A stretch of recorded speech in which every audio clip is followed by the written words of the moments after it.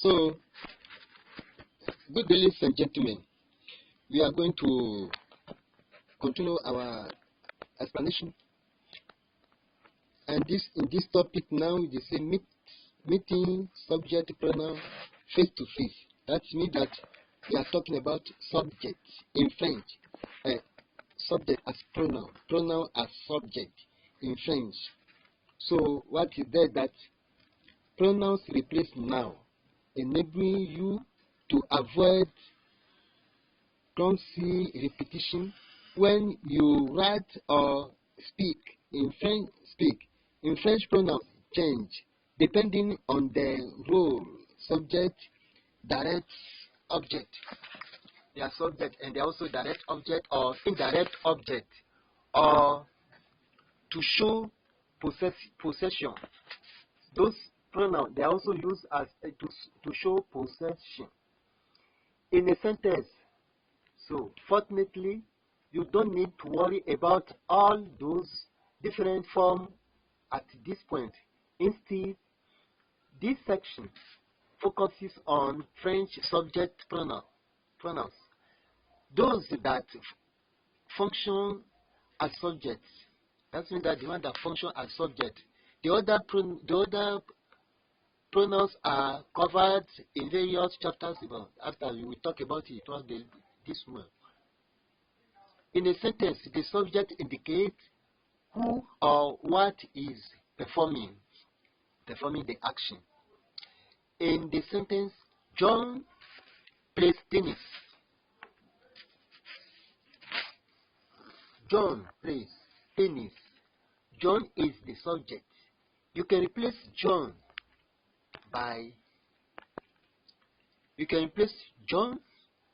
with the pronoun he. Now you see, he plays tennis, and the sentence becomes he plays tennis. In this case, the pronoun he is the subject. It is subject. Here are the French subject pronouns with the English translation. So we have subject pronouns here. We have je.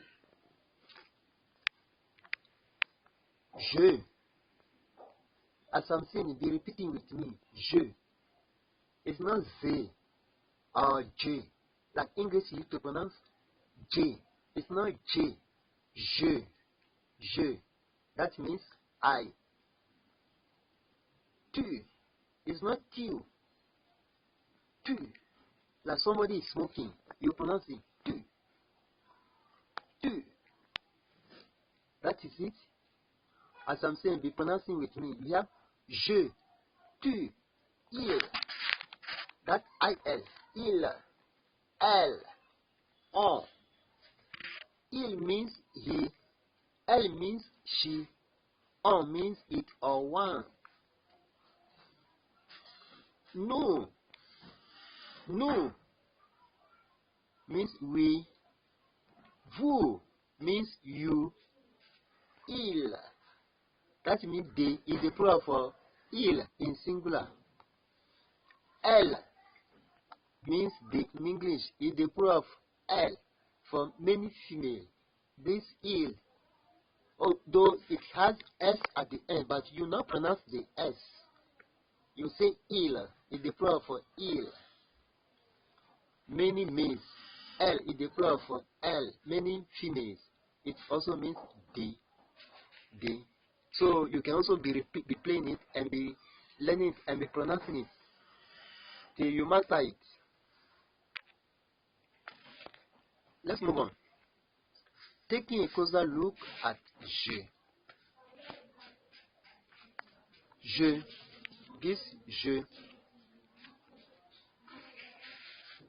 Unlike the English je is not capitalized in French unless it begins the sentence.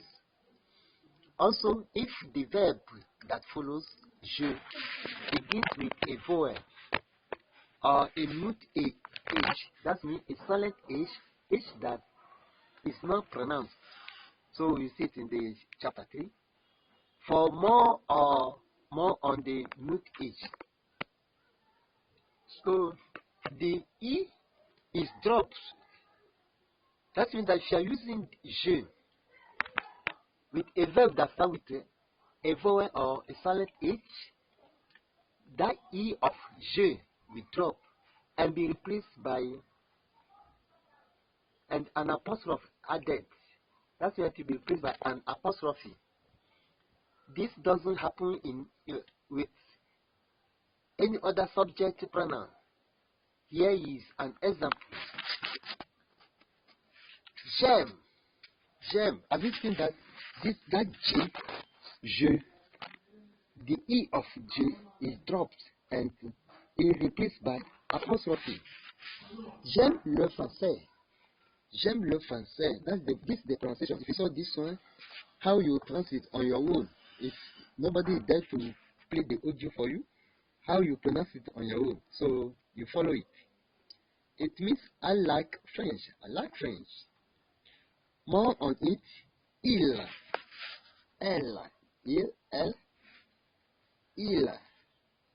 and elle.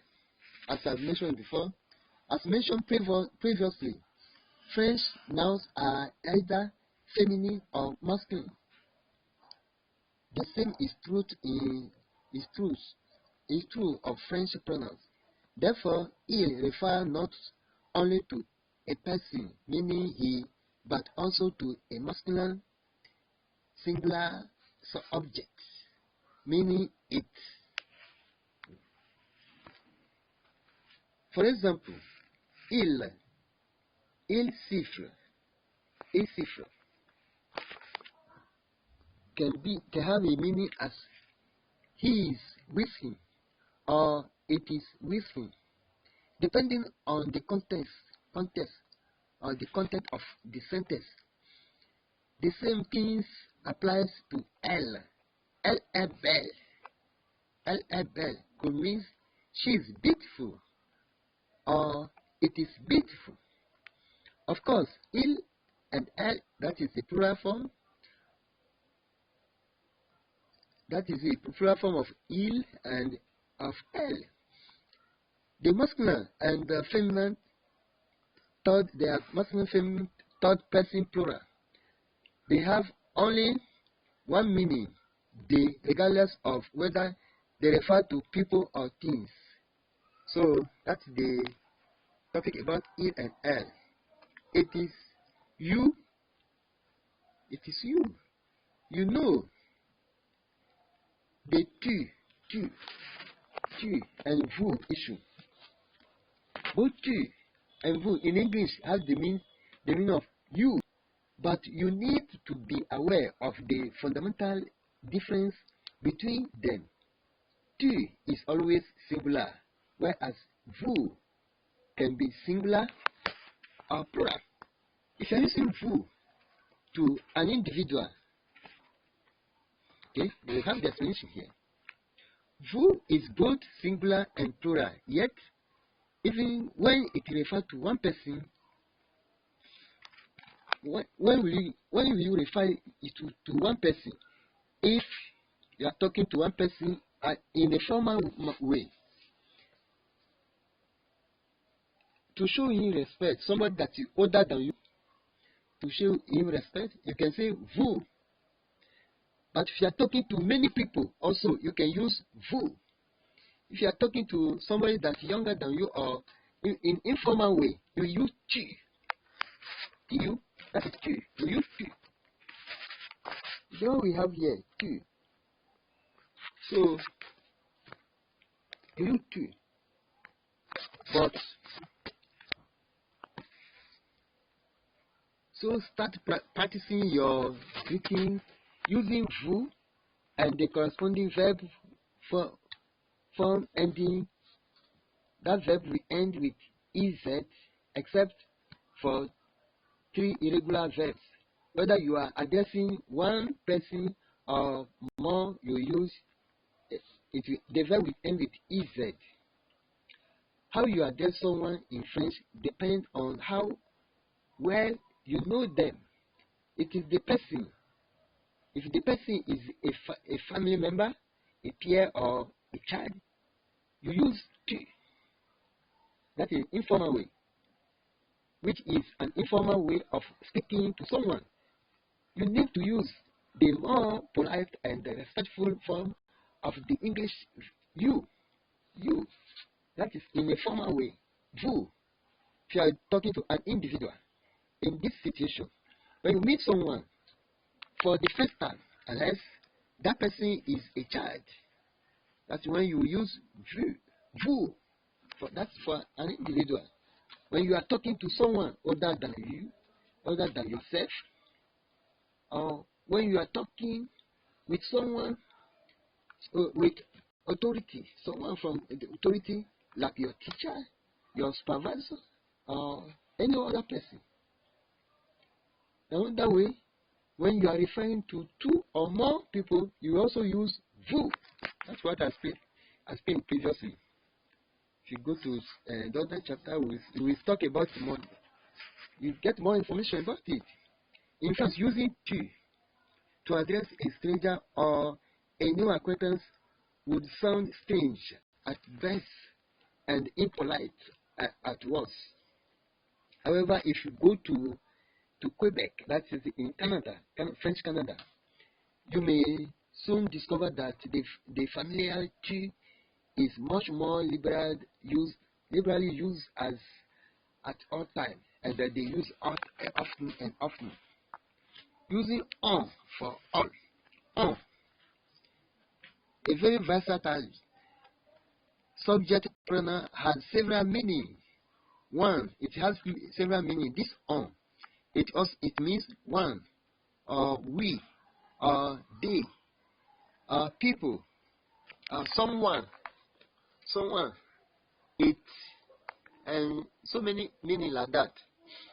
The sentence on parle français au Québec. That is the pronunciation here. On parle français au Québec. That is it. For example, can mean one speak French in Quebec, or we speak French in Quebec, or they speak French in Quebec, or people speak French in Quebec. That is, it has different meaning. On can also be used when you want to repeat something that you heard without revealing your source. On m'a dit qu'on vous a envoyé. On m'a dit qu'on vous a renvoyé. On m'a dit qu'on vous a renvoyé. Someone told me that you got fired. That is they are sacked you. Or I was told that you were sacked. I was told that you have been fired out of your work. Pretty handy pronouns, right? Remember that whether on refer